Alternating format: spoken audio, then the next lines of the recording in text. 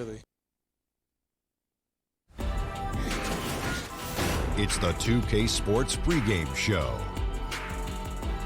Okay, basketball fans, with me, Kenny the Jet Smith, Shaquille O'Neal, I'm Ernie Johnson. You're watching 2K Sports, but you know that already. The fans are filling the seats out in Boston, the site of our broadcast, and where the Celtics will be going up against the Brooklyn Nets. Looking at the Nets, one of the things they'd like to accomplish, getting good shots. Maybe easier said than done. Defenses are quick to adapt, but they know that that's what gives them the best chance to win. And the Brooklyn Nets, no control of their first-round pick until 2019. Makes it tough to execute a quick turnaround, Shaq, but they're trying. Yeah, the front office has been getting creative. They're taking on big contracts to acquire valuable assets. Well, they've done a great job recently of drafting late because it's tough. You know, late first-round picks, late second-round picks, those are guys you really have to do some homework on. But win or lose, these guys have played hard every single night. That's a quick turnaround. But there, see, it makes it tough to execute quick turnaround. Quick turnaround. Ernie, that's not quick. We got new chairs. That's not quick. Here in the studio. It's actually kind of slow turnaround. Kevin Harlan's got the call.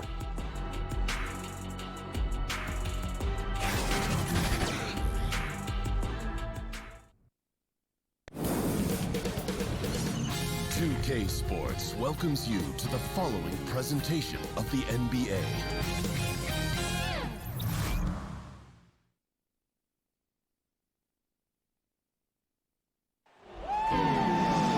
We are live from Boston for an Eastern Conference contest with the Celtics. Glad to have you with us for more NBA action. I'm Kevin Harlan alongside Clark Kellogg and Greg Anthony. From the sideline, our Hall of Famer, David Aldridge.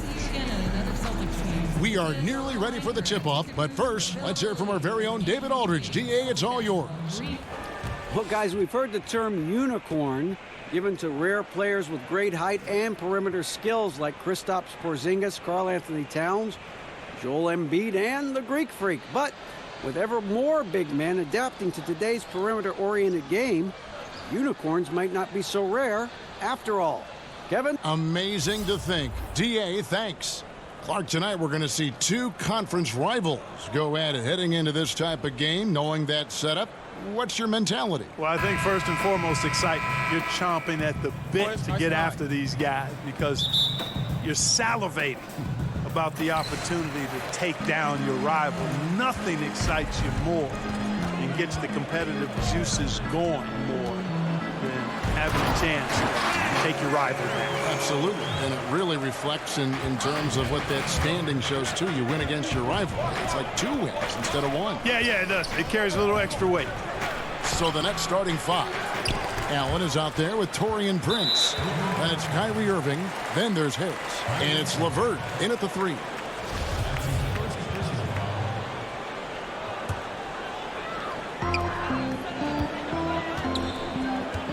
Brown against Harris. Brown the pass to Walker. No good from outside.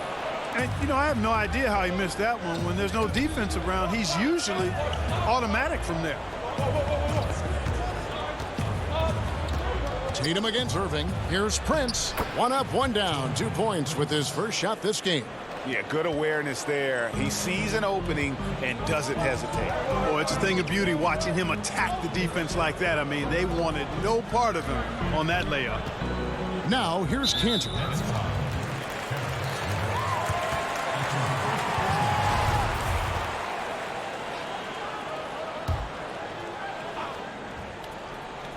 And now, just over a minute played here in the first.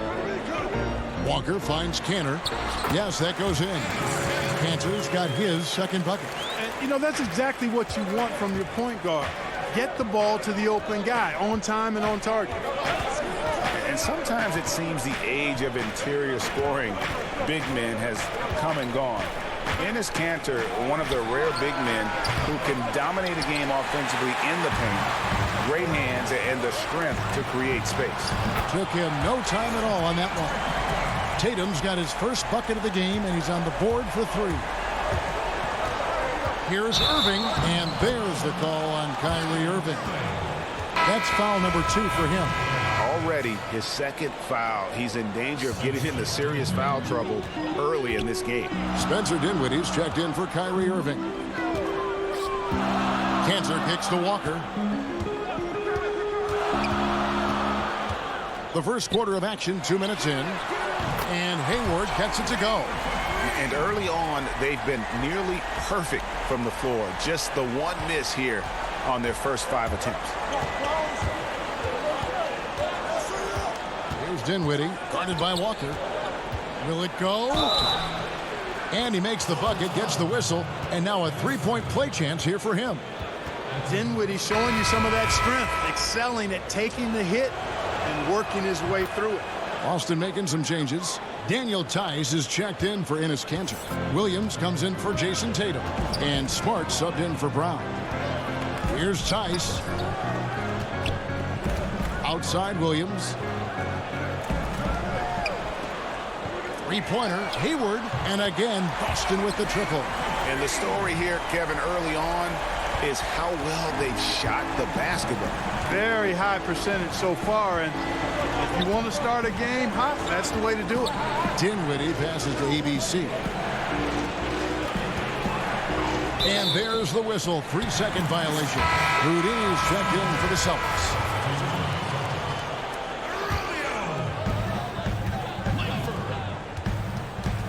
About 3 minutes gone here in the first quarter. Passes it to Smart. Here's Tice. Nice ball movement by Boston. A floater, and Chandler sends it back. And the ball goes out of bounds. Last touch by Chandler.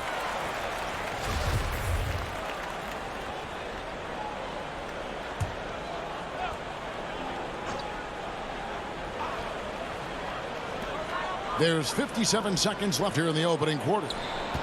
Just 5 to shoot. Smart kicks to Tice. Good, and Smart gets the assist. Tice has got himself going with the triple, his first basket of the game. And the first timeout called of the game for Brooklyn. And no doubt that Marcus Smart is one of the better defenders at his position. Quick feet are complemented by that strong frame, and he just digs in and against would-be scorers and just never lets them get comfortable. Here's Dinwiddie. Williams with the block. Here's Walker. He's now 1 for 2 with that bucket.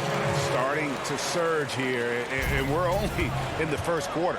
Yeah, and they've come out strong. I mean, clearly they've been the better team so far. Now 8 seconds separating the two clocks. Here's Dinwiddie, guarded by Walker, looking to end the run. And Jordan with the layup. Jordan very efficient in the paint because of his length. Close to the bucket, he's hard to deal with. 15 seconds left in the first quarter. And here's Walker.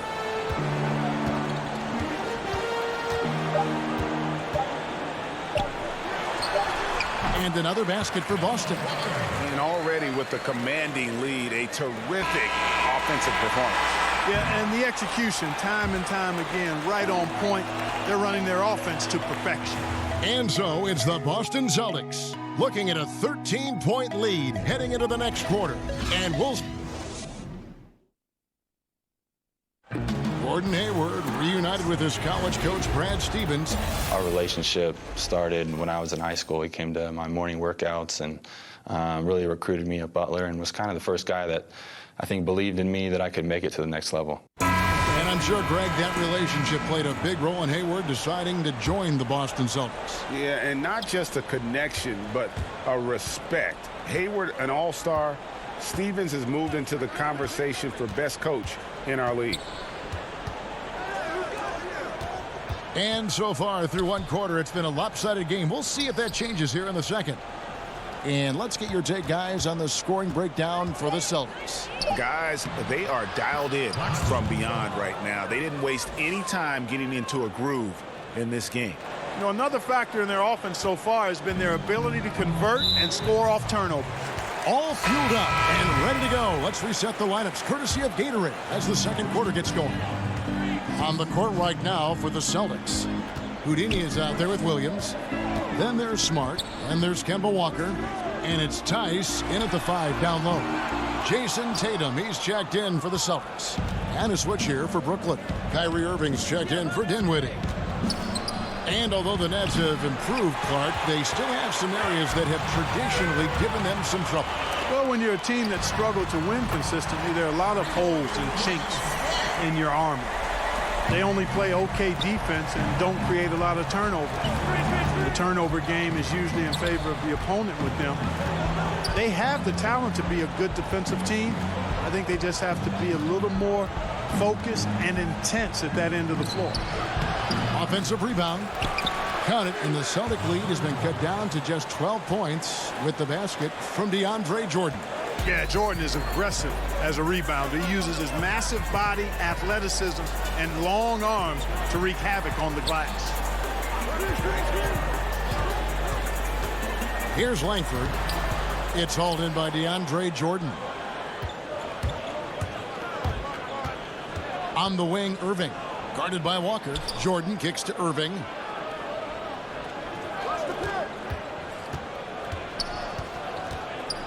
Back to Jordan. Trying to get open is Irving. That's in, and the Celtic lead is cut down to just 10 points with the bucket from Jordan. And Irving is comfortable running the offense. When a teammate's open, he's quick to whip it around and get him a good look. Smart finds Walker. A shot off that time. The Nets go the other way with it. Here's Jordan trying to get open is Irving. No good from Jordan. And that's superb defense in low. I mean, they played it well. Not easy trying to alter these shots without fouling the shooter. And that's a good job of doing both. Continuing to push the action and build this lead. Yeah, you know, continue to pour it on them. That's what they want to do right now. Doing their best to put this game out of reach and in the win column. So Boston going with almost an entire new grouping. Cantor checked in for Williams. Williams comes in for Jason Tatum. Gordon Hayward's checked in for Houdini. And Jaylen Brown subbed in for Marcus Smart. A big group substitution here for Brooklyn. Allen's checked in for DeAndre Jordan. Taurean Prince comes in for ABC.